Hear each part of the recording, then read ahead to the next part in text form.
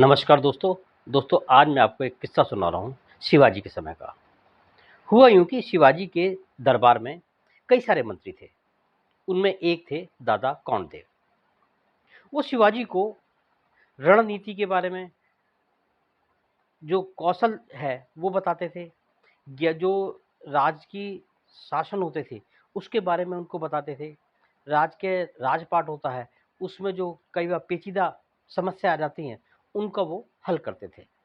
अच्छा, शिवाजी भी दादा कौंडदेव का बहुत मान-सम्मान करते थे। एक तरह से वो दादा कौंडदेव को अपना गुरु मानते थे। हुआ यूँ कि एक बार दादा कौंडदेव अपने राजमहल से अपने घर जा रहे थे।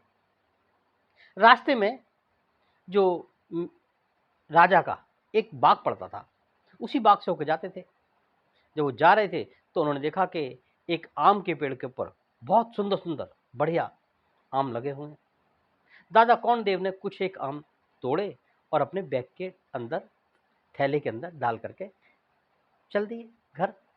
घर जाकर के उनकी पत्नी ने देखा कि आम है, तो पत्नी पूछे कहाँ से लेके आए? तो कहा राजा के बाग से लेके आए। तो कहा क्या इसकी खबर राजा को है? दादा कौंडदेव ने कहा नहीं। उनकी पत्नी बोली तो फिर तो चोरी के हुए। दादा कौंडदेव ने कहा हाँ चोरी के हुए दादा, अ, राजा को पता नहीं है। तो उनकी पत्नी ने कहा कि जब ये चोरी के हैं तो चोरी की सजा क्या है राजमहल के अंदर, राज दरबार के अंदर? दादा कौंडदेव ने कहा कि चोरी की सजा तो यह है कि अपराधी के दोनों हाथ काट दिए जाए। तो यूँ भी तो गलत है। आपने पता होने के बाद, सजा पता होने के बाद भी आपने फल ले आए। तो दादा कौंडदेव को पत्नी की बात बहुत अजीब लगी।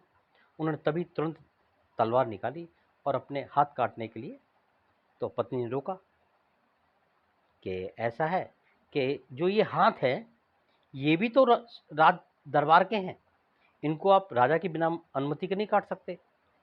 हाँ, पश्चाताप करने के लिए आप कुछ न कुछ सोच लीजिए या राजा को बता दीजिए। दादा कौंडदेव को पत्नी की बात अच्छी लगी। उन्होंने तभी अपनी कुर्ते की दोनों बाजू उस तलवार से काट दी। अब काट दी तो कहा मैं ये जो मैंने अपराध किया है इसका मैं पश्चाताप इसी से करूँगा। अगले दिन दादा कौंडदेव राज शिवाजी के दरबार में पहुँचे। सभी दरबारी जो थे और जो लोग मंत्री थे वो हँसने लगे। जब शिवाजी आए तो शिवाजी को दादा कौंडदेव ने सारे किस्सा सुनाया। तो शिवाजी ने कहा देखो ऐसा है, अपराधी को सजा तो सजा है, न्याय तो न्याय है।